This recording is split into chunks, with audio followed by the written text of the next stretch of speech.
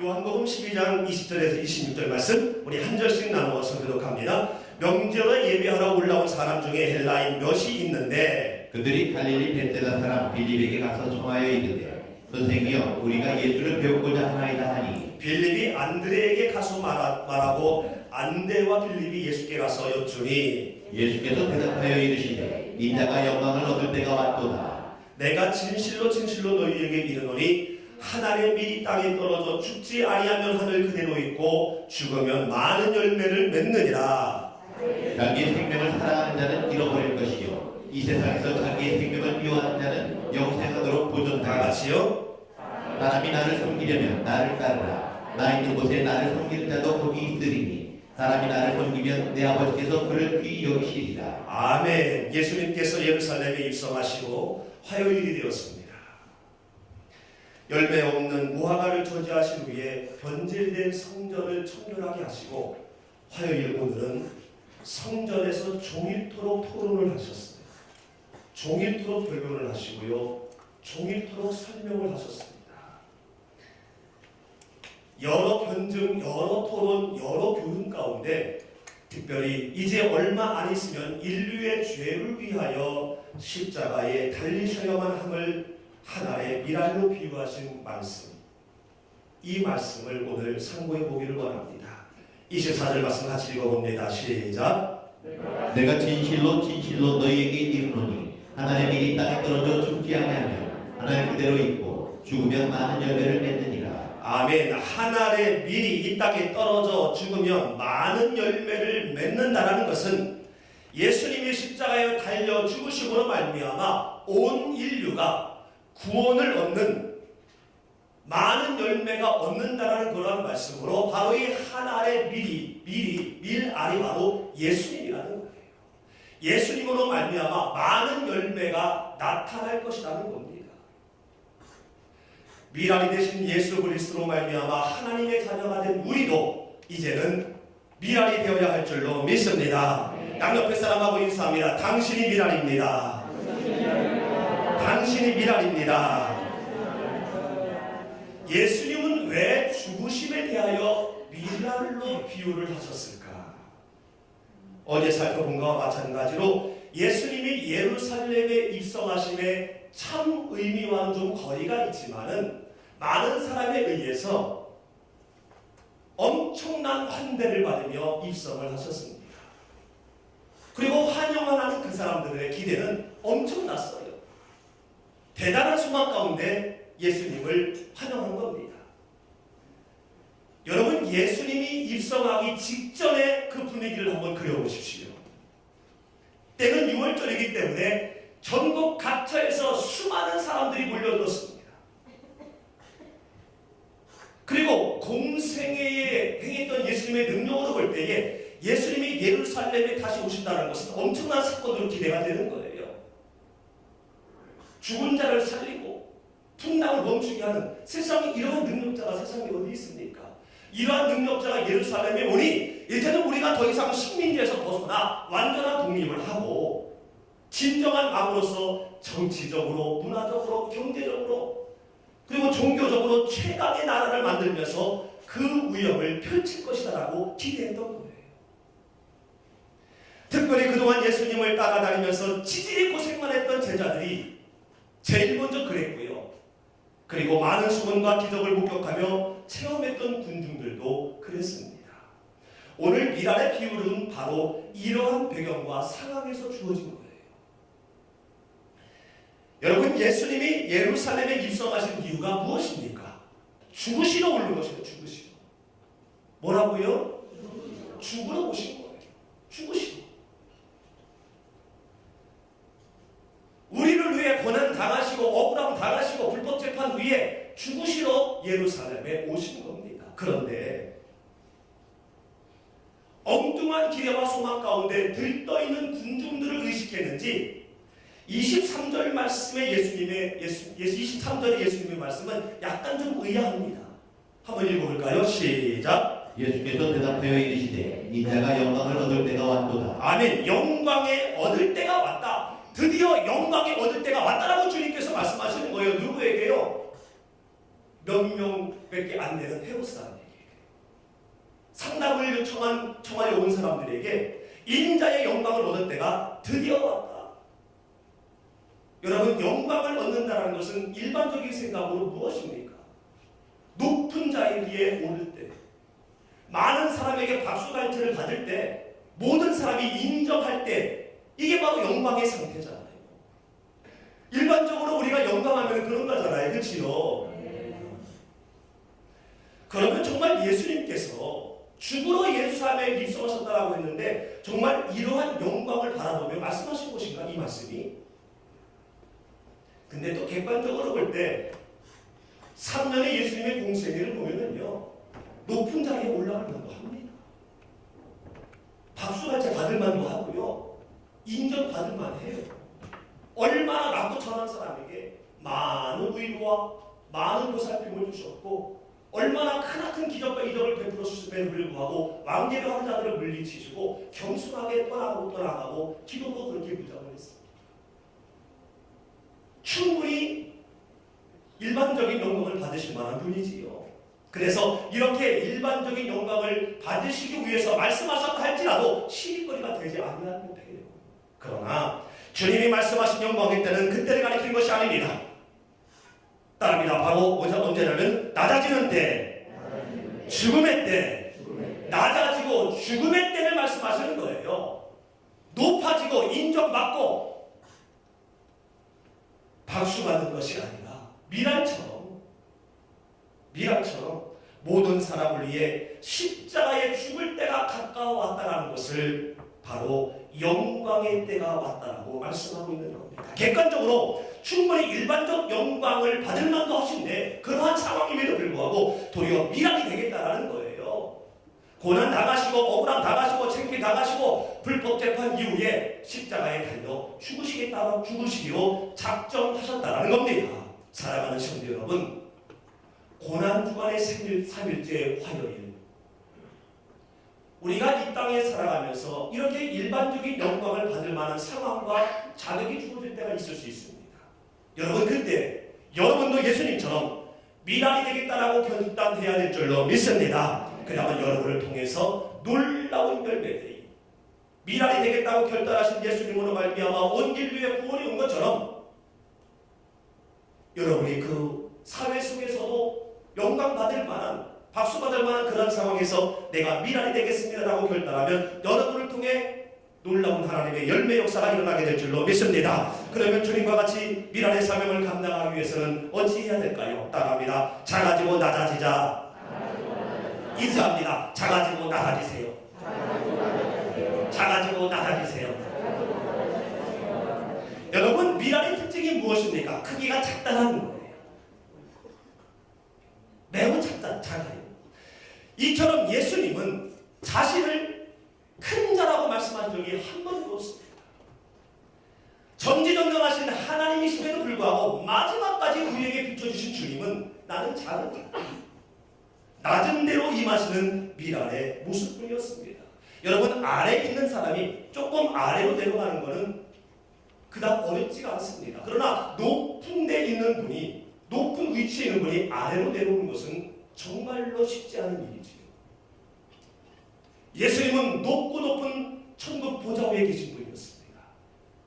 그러나 미랄이 되시기 위해서, 우리를 위해 미랄이 되시기 위해서, 죽기 위해서 낮고 천한 이 땅으로 내려오신 겁니다. 크신 위대한 분이시지만 작은 자가 되시기 위해서, 낮아지기 위해서 이 땅에 오셨다는 거예요. 우리도 어떤 상황에서라도 작은 자가 되어지고 낮아지는 자가 되어야 할 줄로 믿습니다. 예수님은 낮은 대로 임하신 그 본 모습의 대표적인 사건이 바로 뭐냐면 예루살렘 입성의 사건입니다. 어제 나누었던,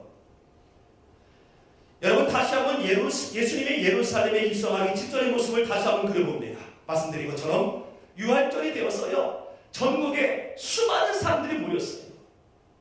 열례를 제쳐놓고 인산인해를 이루는 상태에 예수님에 대한 소문이 오고 갑니다. 어떤 사람은 듣기도 하고 어떤 사람은 말을 하기도 합니다. 예수라는 사람이 있는데 33살밖에 안 됐는데 이 사람이 3년 전부터 놀라운 일을 하고 다닌대. 잔치집에 가서 물을 포도주로 만들고 어느 날은 막 물 위를 걸어다니고 고기 한 마리 못 잡았는데 353마리나 배 두 척에 남을 정도로, 그래도 잠길 정도로 고기를 잡게 하고 앉은 맹이를 일으키고 눈먼 자를 보게 하고 못 듣는 자를 듣게 하고 중풍병자를 살리고, 심지어 엊그제는 배다리에 사는 나사로 알지? 그 사람이 죽었는데 며칠 전에 그 배다리에 있는 나사로를 살린 사람이래 라면서 웅성웅성 했어요. 그러면서 이분들의 마음을, 이 백성들의 마음을 더욱더 흥분시킨 것은 바로 그 사람이, 여인의 인과 같은 바로 그 사람이 우리가 있는 이곳으로 온대. 이곳 예루살렘으로 온대. 라는 이 소식을 듣고 그들은 기대가 만발했을 것이에요. 어떤 모습으로 오실까? 어떤 모습으로 입성하실까? 각자의 상상으로 아마 생각했을 겁니다. 수만 명의 호위병과 나복기는 수많은 깃발 속에 백마를 타신, 그래서 보일듯 말듯한 그러한 모습으로 예루살렘에 올라오십니다. 아니면은 푸연 연기를 뒤로 내뿜으면서 수백 마리의 군마를 이끌고 힘있게 분사같이 입성하십니다. 기대 만만했습니다. 그런데요, 이들이 기대하고 이들이 환호에 걸맞지 않게 예수님은 입성을 하셨지. 남과 같이 어린 나귀 새끼를 타고 입성하신 거예요. 그래도 최소한 좀 말 한 키는 좀 타고 오시지. 다리가 질질 끌릴 정도로 큰 나귀도 아니고 작은 나귀 새끼, 작은 자를 의미하는 나귀 새끼, 이름 새끼, 나귀 새끼, 작은 자, 그걸 타고 입성을 하신 겁니다. 무엇입니까? 끊이지 않은 박수와 환호, 그리고 들끓는 인기와 기대보다 하나님의 말씀, 예언을 성취하면서 죽을 자로, 희생 제물로, 구원자로, 작은 자로 입성하기를 원하셨습니다. 작은 자로 입성하기를 작정하신 겁니다. 하나님의 말씀을 이루시면서. 어떤 말씀입니까? 스가랴 9장 9절 말씀 같이 한번 읽어보겠습니다. 시작. 시온에 따라 크게 기뻐할지어다. 예루살렘에 따라 즐거이 부를지어다. 보라, 내 왕이 내게 임하나니 그의 그는 공의로우시며 구원을 베풀며 겸손하여서 나귀를 나타나니 나귀의 작은 것 곧 생기리라. 아멘. 시온에 따라 예루살렘에 따라 즐거이 부를지어다. 시온에 따라는 오늘 온 시온이를 말하는 게 아니라, 시온이 왔어? 이 시온과 예루살렘은 이스라엘 전 지역을 가리키는 제입법적 표현으로 언약된 백성을 다 포함하고 있기에 여기에 우리도 포함되어져 있는 거예요. 그러므로 오늘 우리에게 말하는 겁니다. 봐라, 왕이 너희에게 임하는데 그가 사실은 큰 자지만 구원을 위해서 작은 새끼같이 작은 자로 올 것이다.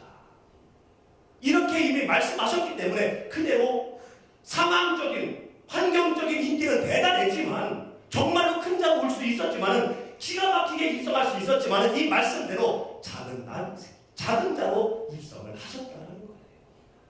이 모습이 바로 작은 자의 모습입니다. 무리를 거르시고 물을 포도주로 만드시며 죽은 자를 살리시니 엄청난 파워풀한 다이나믹한 권세자, 얼마든지 이 모든 환경을 동원해서 기가 막히게 예루살렘에 입성할 수 있지 않겠습니까? 그러나 환경은 환경일 뿐, 현상일 뿐, 진실이 아니기 때문에 거기에 연연하지 않냐고 말씀에 연연해서, 말씀에 의지해서 작은 자로 입성하시고, 이게 진짜 작은 것이고 이게 진짜 낮아짐의 모습인 줄로 믿습니다. 크신 분이지만, 왕같이 높임을 받으실 분이 분명하지만 구원을 베풀기 위해서 작은 자로, 낮은 자로 이렇게 오셨다는 겁니다. 우리의 구원을 위해서 왕 되신 주님이 이렇게 낮아졌으니, 이렇게 작아졌으니 우리도 이 땅을 살면서 작아지고 낮은 자로 임하는 미랄의 삶을 살아가야 될 줄로 믿습니다. 그런데요, 미랄 되신 주님으로 말미암아 하나님의 자녀가 되었음에도 불구하고 여전히 드러나는 것에 연연하고 여전히 보이는 것에 연연하며 큰 자가 되기를 원하는 사람이 있습니다. 물론 우리 주님의 영광교회는 없습니다. 제가 경험한 것 가운데 건축할 때 한 분이 큰 헌금을 했습니다. 광고할 수 없었습니다. 광고해서도 안 되죠. 그런데 그분이 시간이 들면서 화가 났어요. 왜 이거를 드러내지 않느냐? 내가 이렇게 많은 헌금을 했는데 왜 발표하지 않느냐? 하다가 엉뚱한 방법으로 목사를 힘들게 합니다. 그러면서 어느 날은 노골적으로 정말로 예의 없이, 그래서 정말로 큰 자가 되기를 원합니다. 하나님께서는 작은 자가 되라고 말씀하셨는데 왜 큰 자가 되려고 그런가? 그리고 이 모습은 하나님 앞에 예물을 드린 것이 아니라 기부한 겁니다. 도네이션 한 거예요. 하나님과 관계없는 분이에요. 허비한 거예요. 너무 안 돼 보이고 너무 불쌍해서 제가 꼭 껴안았습니다. 그때는 제가 100kg였기 때문에. 그리고 아느니까 너무 참 엄청난 돈 낭비했구나 하면서 끌어안고 울었습니다. 그분 누구시더라고요. 큰 등치가 너무 세게 끌어안아서 그런지 모르겠지만, 그러면서 그분이 작은 자가 되었어요. 왜 장로님은 그 엄청난 수업을 들으면서 왜 그걸 낭비하려고 하십니까? 왜 하나님과 관계없는 돈을 만드십니까?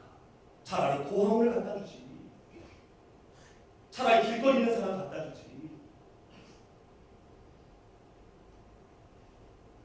보이는 것에 연연하고 드러나는 것에 연연하며 큰 자가 되기를 원했던 장로님이 변화되죠. 얼마 뒤에는 그 액수의 3배를 헌금했는데 무명으로 했더라. 금방 알지요. 교회에서 그만한 돈을 할 수 있는 사람이 없습니까? 그러면서 얘기했습니다. 장로님이 원하는 대로 거기서 하게 되면 나머지 16명 장로님은 뭐가 됩니까? 장로님이 그 정도 됐으면 작은 자가 되어야 나머지 장로님들도 다 함께 되면서 합력하여 손을 이루는 겁니다. 라고 말씀을 드렸을 때에 제가 작은 자가 되겠습니다 하면서 그거를 행함으로 보여주시더라고요. 여러분, 간혹 오해와 다툼 그리고 분노와 나눔이 생기는 요인을 가만히 살펴보면요, 누가 크냐, 누가 잘났냐, 누가 기여도가 크냐, 누가 결정권을 갖고 있나, 여기에서 비롯된 경우가 참 많습니다. 멀리서 볼 것 없이 제자들이 그랬어요. 예수님의 제자들이. 마가복음 9장에 보면은 예수님께서 베드로와 안드레와 야고보를 데리고 변화산에 올라갔습니다. 거기서 엄청난 많은 역사들을 봤지요. 그리고 내려왔더니 어느 한 귀신 들린 아들을 데리고 온 아버지가 예수님께 와가지고 예수님 제자들한테 고쳐달라고 했더니 묵구짓기다 이르는 거예요. 그랬을 때 예수님께서 믿음이 없는 것을 한탄해 하시면서 데리고 와라. 예수님을 만나자 두려워와가지고 경련을 일으킵니다. 언제부터 그랬니? 어릴 때부터 그랬습니다. 귀신이 자꾸 죽이려고 물에다 집어넣고 불에다 자꾸 던집니다. 본인이 뛰어드는 거죠. 물로 뛰어들고 불로 뛰어들고. 그러니 좀 할 수 있으면 좀 도와주십시오 예수님. 그랬을 때 예수님께서 말씀하셨지요. 할 수 있거든요. 뭔 말이니? 믿는 자에게 능치 못함이 없다라고 말씀하신 뒤에 그 아이를 치료하고 갈릴리로 떠났습니다. 그리고 가버나움을 향해서 가는데 그 하기 전에 예수님께서 제자들에게 다시 말씀을 하십니다. 나는 죽을 것이고 부활할 것이다. 나는 죽을 것이고 부활할 것이다. 제자들이 제일 듣기 싫어하는 말은 바로 뭐냐면 예수님이 죽으신다는 거였어요. 모든 것 다 포기하고 왔는데 입을 한 번 따라가고 있는데 예수님이 죽으시면 그 사람들의 인생은 뭐가 됩니까? 영생을 바라봤으면 괜찮았을 텐데 인생을 바라보니 예수님이 돌아가시는 것이 싫은 거예요. 예수님이 죽으시면 나의 인생의 망함이기 때문에 예수님이 죽으시면 영생의 승리인데 그거를 바라보지 못하고 깨달음이 없으니 제자들은 예수님이 이런 말씀을 하심에도 불구하고 깨달음이 없습니다. 무슨 말을 하는지도 몰라요. 그러면서 엉뚱한 곳에 관심이 있으면서 예수님의 마음을 속상하게 합니다.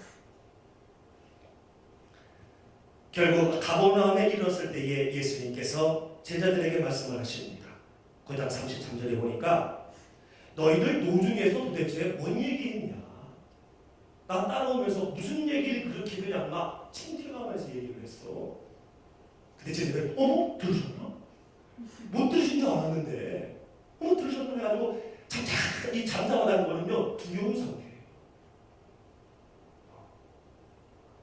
왜냐하면은 그 가버나움에 이르기 전에 질문하셨던 말씀하셨던 것에 대해서 다시 물어보면 어떡하지? 여러 가지 오그라들면서 잠잠히 있는 거예요. 그리고 무엇보다 노중에서 길거리에 따라오면서 누가 더 크냐? 누가 더 크냐라고 쟁론했기 때문에 싸웠다라는 거예요. 저는 이 상황을 저 혼자 한번 그려봤습니다. 조금 있으면 예수님이 예루살렘에 올라가실 텐데 너희들 봤잖아. 나도 봤고 3년 동안 봤잖아. 슈퍼맨이잖아. 슈퍼맨.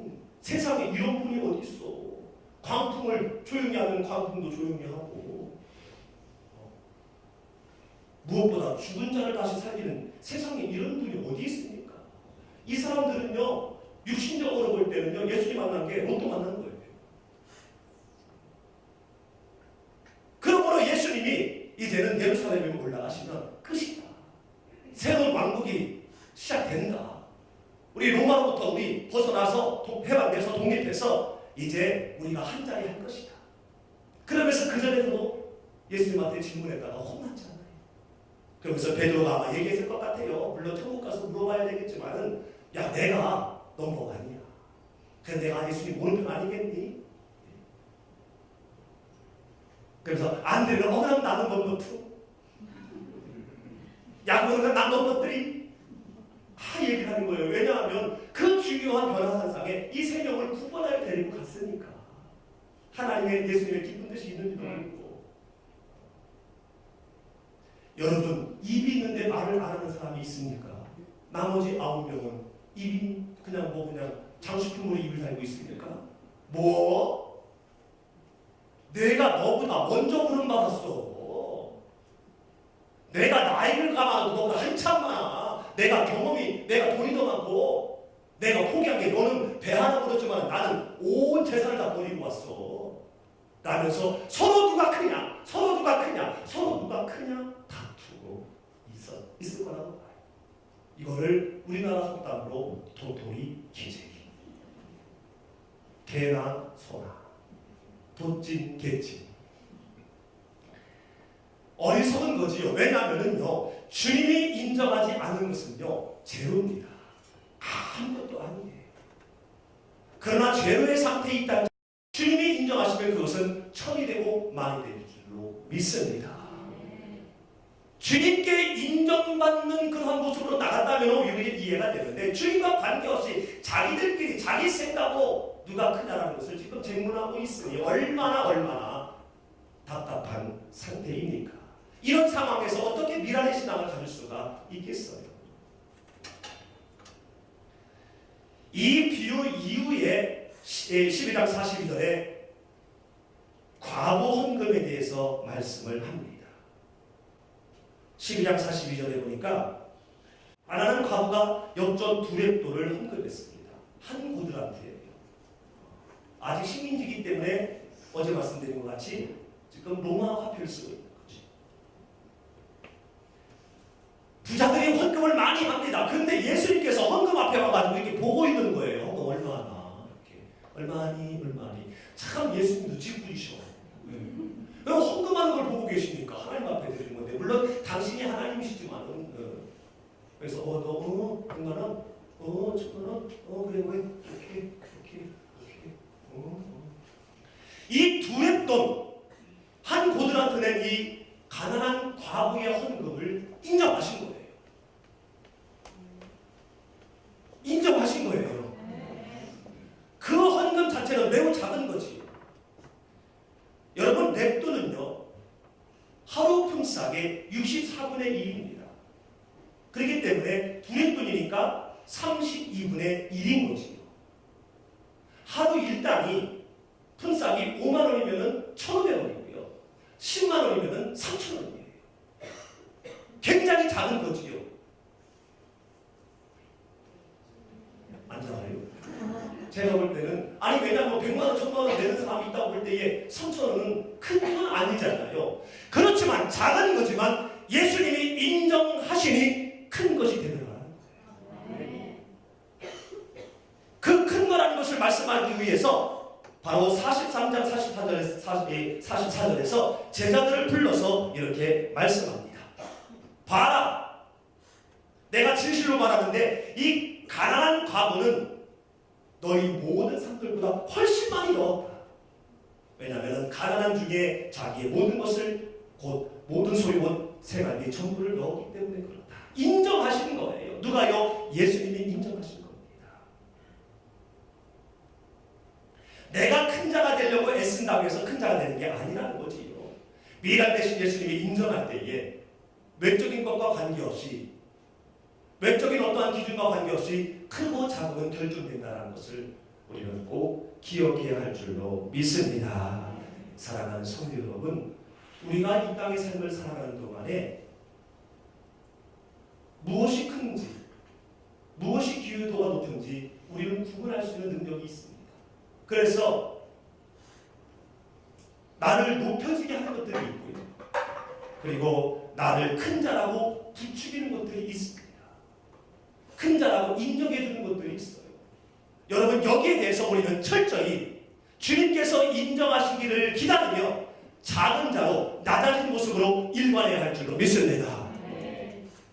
지식이 있으면요 우리가 높아지고 큰 자라고 부추김 받을 수 있습니다. 돈이 많으면 그럴 수 있고요, 명예가 있으면 그럴 수 있고요, 또 나이가 많으면 그럴 수도 있습니다.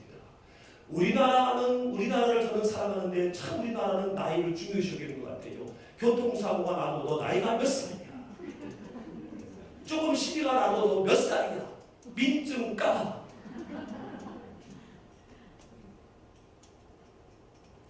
무엇이든지 우리를 높아지게 하고 교만하게 하는 것이 있으면요, 여러분 그것은 현상적인 것이기 때문에 주님께서 어떻게 인정하신 것인지 그 다음에 나의 삶을 통하여 되어지는 것이기 때문에 일단은 무조건 그것을 복종시키고 낮아지게 하시기를 주님의 이름으로 축원합니다.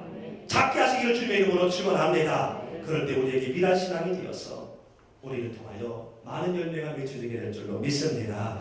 여러분, 정말 큰 자가 되고 싶으면요, 첫째 사람이 되고 싶으면 방법이 있긴 있습니다.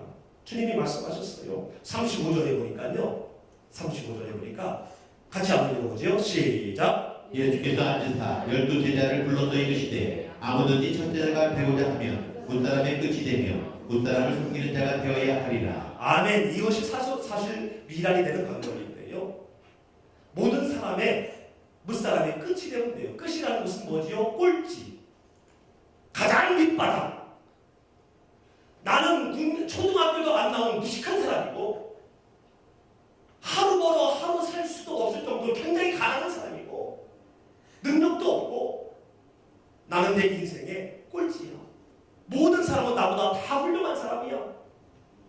내세울 게 하나 없어. 자존심 그런 거 없어. 이러한 모습을 갖게 되면은 자연적으로 섬기게 되고 낮은 자리에서 높은 자를 기꺼이 섬기는 그러한 모습을 갖기 때문에 바로 이런 자가 첫째가 될 수가 있다는 겁니다. 낮아지라는 얘기예요. 여러분, 바다가 모든 강의 왕이 되는 이유가 무엇입니까? 강보다 바다가 밑에 있어. 그러므로 물은 아래로 흐르기 때문에 모든 강줄기의 물들이 바다로 다 모이는 거예요. 바다가 위에 있으면요 물의 왕이 될 수 없습니다. 강들의 왕이 될 수가 없는 거예요. 마찬가지로 우리의 삶 가운데는 수많은 강줄기가 있습니다. 그곳에 우리가 정말로 큰 자가 될 수 있는 거는요, 바다처럼 낮아지면 됩니다. 그러면 그것은 자연적으로 나의 삶 가운데 윤택함으로, 풍성함으로, 넉넉함으로, 해결함으로, 치유함으로 흘러 유입되게 될 줄로 믿습니다.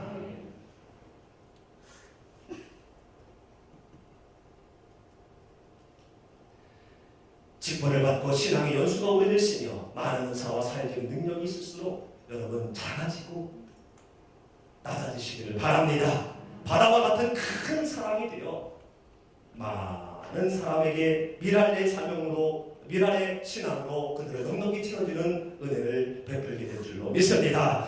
두 번째로 이 미랄의 사명을 감당하기 위해서는요, 따라합니다. 죽자. 따라해, 죽자. 죽자. 네. 옆에 사람하고 인사합니다. 죽자. 죽어요. 죽자. 24절 읽습니다. 시작.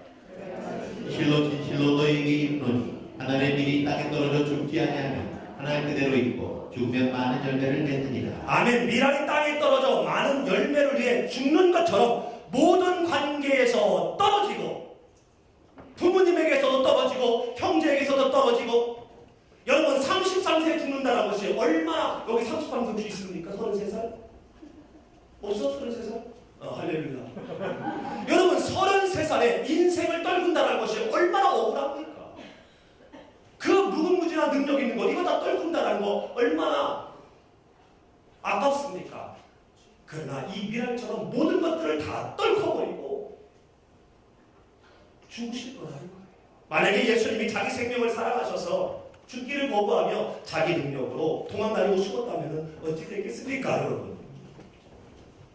온 인류의 구원은 사라지고 이 땅에 사는 동안에도 죄의 종로를 타며 결국 지옥에 가서 둘째 사망 영원한 불못에 다 쳐놓는다는 거 아니겠습니까? 그러나 감사하게도 우리 주님은요 미랄처럼 십자가 죽으심에 순종하셔서 우리를 하나님 자녀 되게 하셨습니다. 로마서 5장 19절 시작. 한 사람의 순종치 아니하므로 많은 사람이 죄인이 된 것 같이 한 사람의 순종하심으로 많은 사람의 의인이 되리라. 한 사람이 순종하지 아니하므로 모든 사람이 죄인이 된 것처럼 한 사람 예수님이 미랄이 되심에 순종함으로 많은 사람이 우리가 포함되어져 있지요. 의인이 된 거예요. 하나님의 나라 백성이 된 거예요. 이처럼 미랄 되신 주님으로 인해 우리가 의인이 되었으니 하나님의 나라의 자녀가 되었으니 미랄된 우리의 삶을 만들어서 우리를 통해서 우리 이웃도 우리 가정도 우리 직장 동료도 의인되는 하나님의 나라 백성 되게 하는 그러한 여러분의 삶이 되시기를 주님의 이름으로 축원합니다. 그러므로 여러분 죽으시면 됩니다. 다시 한번 죽자. 여러분 죽으시기를 바랍니다. 여러분 죽으셔야 돼요. 아멘. 어디에서 죽으실 겁니까? 잘못된 습관, 고집, 성격, 언어, 생각, 기존, 행동, 버릇, 표정 얼마나 많습니까? 지금 제가 몇 가지 얘기했는데 지금 생각나는 거 뭐 있습니까? 내가 죽여야 될 거 지금 생각난 거 있지요? 지금 생각난 거 있지요? 그거 죽이면 돼요. 아멘. 다시 한번 말씀드립니다. 여러분 죽어야 되는데 어디에서 죽어야 됩니까? 무엇에서 죽어야 됩니까? 여러분 그거 죽어야 되는데 지금 생각나는 첫 번째 생각나는 거 여러분 그거 오늘 밤에 죽이세요. 죽이세요. 그러면은 그것이 미랄이 되어서 여러분의 삶 가운데 부활의 산 역사로 나타나게 될 줄로 믿습니다. 이렇게 우리가 죽음과 동시에 오늘 본문에서는 구체적으로 죽으라는 것을 말씀하고 있습니다. 25절 같이 한번 읽습니다. 시작. 자기 생명을 사랑하는 자는 잃어버릴 것이요 이 세상에서 자기 생명을 미워하는 자는 영생하도록 보존하리라. 아멘. 죽는다는 것은 절단합니다. 자기 생명을 미워하는 것. 여러분 내 생명을 미워하는 사람이 세상에 어디 있습니까? 모든 사람은 다 자기 생명을 사랑하지요. 그래서 내 생명을 사랑하기 때문에 오늘 저녁에도 밥 잡수셨지요? 안 잡섰어요? 네, 사랑하기 때문에 잡수는 거잖아요. 어디 아프시면은요 병원 가시잖아요. 약사 먹으시잖아요. 사랑하니까. 사랑하니까 또 옷 입고요. 추우면 두껍게 입고 그리고 또 교회 오기 전에 막 이렇게 해가지고 막 꾸미기도 하고 연지고지 바르고 이 사랑하니까 하는 거 아니겠습니까? 그런데 자기 생명을 미워해야 온전한 미랄이 될 수 있습니다. 이게 진짜 죽는 거라고 말씀하고 있는 겁니다. 무엇을 말씀합니까? 따라합니다. 부인하자. 내 자신을 부인하라는 거예요. 미랄되지 못하게 나를 우쭐대게 하고 나를 큰 자 되게 하는 그거를 부인하라는 거예요. 그것이 있음으로 말미암아 내가 좀 우쭐댈 수 있습니다. 내가 살아가는 느낌이 들고요. 사람이 내 앞에 와서 머리를 숙입니다. 정중하게 대해요. 그거를 부인하라는 얘기예요. 부인이라는 것은요, 있지만 없는 것으로 여기는 겁니다. 있지만 그것을 인정하지 않는 거예요. 이게 부인인 겁니다. 그래서 마태복음 16장 24절 말씀에서도 이렇게 말씀합니다. 예수님께서 시작. 아무든지 나를 따라오려거든 자기를 부인하고 자기 십자가를 지고 나를 쫓을 것이니. 아멘. 나를 따라오고 쫓으려면 나 스스로를 부인해라. 그래야 십자가를 질 수가 있기 때문에 우리는 저마다의 십자가가 있습니다. 예수님을 만나기 위해 믿음의 분량에 따라서 우리가 해야 될 하나님의 사람으로서의 일이 있습니다. 근데 그 일들은 나 자신을 부인해야만이 가능해요. 그렇지 아니하면 십자가가 무겁고요. 그 십자가로 말미암아 그 십자가인데도 불구하고 나는 고난 가운데 있다, 시험에 들었다 라면서 엉뚱한 소리, 엉뚱한 생각을, 엉뚱한 마음을 갖게 되는 거거든요. 그러고도 나를 부인한다는 것은 매우 중요합니다. 특별히 무엇을 부인해야 되느냐고 합니다. 내 생각을 부인하자. 내 임의의 생각, 내 경험을 토대로 한 생각, 내 기준에 입각한 생각, 내 입장에서의 생각. 여러분 이것을 부인해야 됩니다. 내 경험을 토대로 한 생각 있지요. 내 기준에 의한 생각 있지요. 있지만 신앙생활 가운데에 하나님의 자녀로서는 있지만 그것을 있는 것으로 여기지 말자라는 거예요. 일반적인 삶 가운데 있었던 그 생각을 신앙생활할 때 그대로 갖고 오게 되면요 낭패를 당하게 되죠. 바로 오늘 베드로가 그랬거든요. 오늘 24절 16장 24절 전에 23절에 예수님한테 혼나고 있습니다. 예수께서 돌이키시며 베드로에게 말씀하십니다. 돌이켰다는 것은 바로 뭐냐면요 16장 전반절 가운데에 너는 나를 누구냐라고 했을 때 주는 그리스도에서 살아계신 하나님의 아들입니다라고 해가지고 극찬을 받았습니다. 이것은 혈통에서 온 것이 아니라 하늘에 계신 아버지가 한 것이다. 왜냐하면요 자기 생각으로 한 것이 아니라 자기 경험과 자기 기준으로 말한 것이 아니라 하나님의 기준에서 하나님의 생각으로 그때는 대답을 한 거예요. 그래서 천국 열쇠를 얘기하고 엄청난 축복을 주셨는데 지금 그거를 지금 예수님이 후회하고 계시는 거예요. 돌이켜서 사탄아 내리로 물러가라 하면서 갑자기 사탄 마귀로 말씀하십니다. 네가 나를 넘어지게 하는도다. 왜? 지금은 네가 그전처럼 하나님의 일로 생각으로 말하지 않냐고 네 생각으로 하는구나. 네 인생의 생각으로 하고 있구나 라면서 지금 책망을 하고 있는 것입니다. 여전히 이전에 예수님께서 죽으실 것을 말씀하셨거든요. 그랬을 때에 어찌합니까? 예수님의 앞길을 막으면서 절대로 이런 일이 주님께 이르지 아니할 것입니다. 막아서지요. 베드로는 주님을 따랐지만 여전히 자기 생각은 버리지 못했습니다. 보이는 배는 버렸어요. 그물은 버렸어요. 그렇지만은 자기 생각, 자기 중심적인 태도는 버리지 못한 거예요. 그러다 보니 수시로 자기 혈기가 드러나서 이렇게 한순간에 사탄마귀라는 책망을 받게 된 겁니다. 이스라엘 백성을 430년 동안 종살이하게 된 주범이 누굽니까? 겸손해서 대답을 안 하시는 겁니까? 몰라서 대답을 합니다. 이스라엘 백성을 430년 동안 종살이하게 한 범인이 누구지요? 이스라엘 백성이 430년 동안 종살이하게 한 범인이 누굽니까? 아브라함이잖아요. 아브라함 되죠. 아브라함. 하나님께서 15장에 창세기 15장에 말씀을 하셨습니다. 좀 이따가요. 제가 말씀 앞에 나올게요. 할렐루야.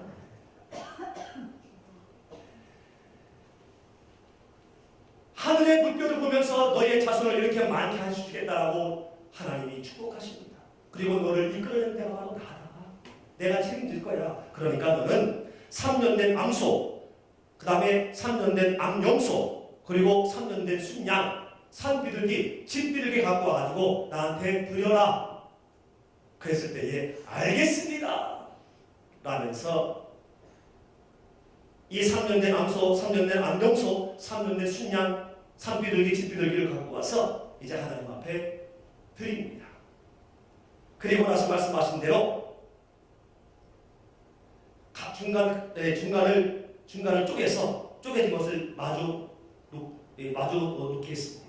그런데 결정적으로 작은 새는 쪼개지 않았어요. 이때 나오면 됩니다. 중간을 쪼갠 것을 마주 대하여 놓게 했는데 그 새는 쪼개지 아니하였습니다. 하나님의 생각은요 쪼개라는 거거든요. 뭐예요? 필름이에요. 형식이 아니다. 근데 아브라함의 생각은 형식이었어요. 내가 이 암소, 암영소, 순양관인데 얼마나 수고했는데 이 정도는 주님께 하나님께서 알아주시겠지. 누구 생각입니까? 자기 생각이에요. 자기 경험, 자기 기준에 대한 생각이에요. 하나님과 관계하면서도 자기 기준, 자기 생각으로 하고 있는 거예요. 그러다 보니까 내 생각에 3년 된 암소 잡는데 얼마나 힘들어. 3년 된 암소수 잡는데, 순양 잡는데 얼마나 힘들어. 그러면서 자기 자신이 대단하게 생각되면서 이 작은 것은 하지 않은 거예요. 하나님은 안타까워서 이걸 깨닫게 하기 위해 어찌합니까? 11절에 솔개를 보냅니다. 솔개를. 이때 뉘우치고 깨달아서 하나님 잘못했습니다. 제 생각을 부인하지 못했군요. 제 생각을 죽이지 못했군요. 나면서 회개했으면 좋겠는데 워이 솔개야 워이 하고 솔개를 내쫓습니다. 저는 이 말씀을 보면서 솔개를 내쫓는 것이 아니라 하나님을 내쫓는 느낌으로 들었어요. 축복 주시려고 하는 하나님을 내쫓는 됐어요.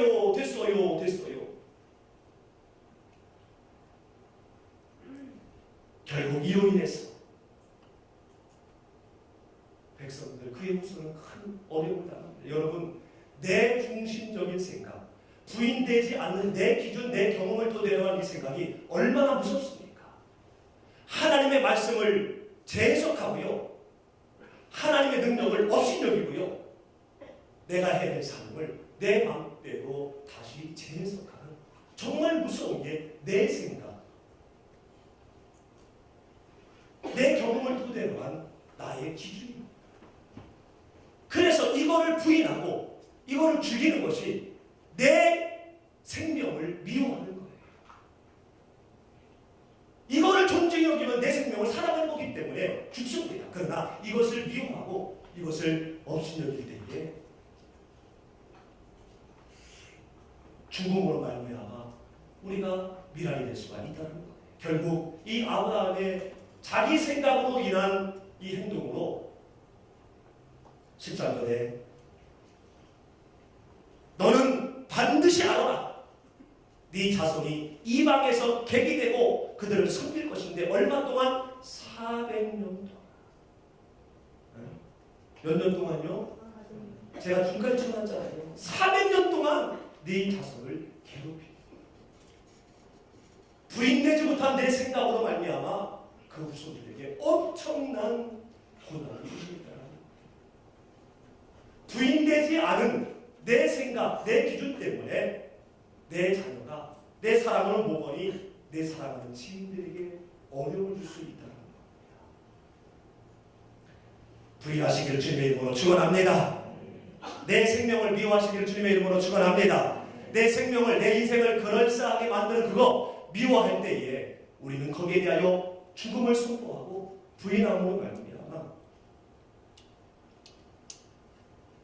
미랄로서의 많은 열매를 맺는 우리가 될 줄로 믿습니다. 마지막으로는요, 26절에 보니까 따르라. 같이 한번 읽죠. 시작. 사람이 나를 섬기려면 나를 따르라. 나 있는 곳에 나를 섬기는 자도 거기 있으리니 사람이 나를 섬기면 아버지께서 저를 귀히 여기시리라. 아멘. 주님께서 원하시는 믿음이 무엇입니까? 무엇으로 여러분의 믿음을 보이시겠습니까? 주님을 따르는 거예요. 주님을 따르는 겁니다. 따릅니다. 마음이 주님을 따라야 합니다. 말도 주님을 따라야 합니다. 행동도 주님을 따라야 합니다. 보이지 아니하는 내 마음이 주님을 따라가고 주소 담을 수 없는 말도 주님을 따라가야 되고 돌이킬 수 없는 행동도 주님을 따라가야 합니다. 이게 죽는 거예요. 무슨 말이냐면 주님과 같은 마음을 가질 때에 온유와 겸손한 마음이 되어서 내가 미랄신앙을 가져 나에게 죄 지은 사람도 용서하고 사랑할 수 있는 자가 되는 거예요. 주님처럼 말할 때에, 주님처럼 조심하고 축복과 평화의 말을 할 때에 내가 미랄이 되어서 나로 인하여 내 주변의 모든 사람이 화평케 되어지고 하나가 되게 하는 그러한 열매를 맺을 수가 있는 겁니다. 그리고 주님처럼 십자가의 사랑으로 행동할 때에, 십자가의 섬김으로 행동할 때에 내가 미랄이 되어서 천국을 소망할 뿐만 아니라 이 땅에서도 천국의 삶을 살아갈 수 있게 된다는 거예요. 이게 바로 따르는 겁니다. 아멘. 말씀의 결론을 맺겠습니다. 인자가 영광을 받을 때 곧 인류 구원을 위해 죽임을 당할 때가 되었음을 미랄로 비유선포하면서 우리에게 미랄 신앙이 되기 위하여 첫 번째로는 따라합니다. 작아지고 낮아지자. 여러분은 가정에서, 직장에서, 이웃에서, 특별히 교회에서 얼마나 작아지고 낮아지기를 애썼습니까? 온전한 미랄의 신앙이 되기 위해서 이제는 지금부터 작아지고 낮아지는 훈련을 그리고 노력을 하시기를 바랍니다. 그리고 죽어야 됩니다. 자기 생명을 미워하는 것, 특별히 내 생각 부인해야 되죠. 내 기준, 내 판단, 나의 경험 이거 부인하지 않으려면 나도 베드로처럼 될 수 있고, 나도 아브라함처럼 나는 옳다고 생각했지만, 정의라고 생각했지만 그것이 오히려 큰 낭패를 가져오는 결과를 만날 수 있다는 겁니다. 그리고 주님을 따르는 것이 중요한 거예요. 내 마음대로 하는 것이 아니고, 내 마음대로 말하는 것이 아니고, 내 마음대로 행동하는 것이 아니라 주님을 의식하면서 주님과 같은 마음, 주님과 같은 말, 주님과 같은 행동을 할 때에 나의 모든 삶은 죽고, 나의 모든 생명을 그럴싸하게 만들어준 것들은 죽고, 이제는 내 생명이 오히려 하나님께 보호받고 하나님께서 귀히 여기는 그런 생명이 되므로 말미암아 내가 미랄의 신앙이 되어서 나를 통하여 많은 사람에게 축복이 임하게 되어지는 풍성한 열매를 맺게 하는 그런 내가 임하게 될 줄로 믿습니다. 미랄 신앙으로 말미암아 여러분을 통해 부활의 역사가 일어나게 되기를 주님의 이름으로 축원합니다.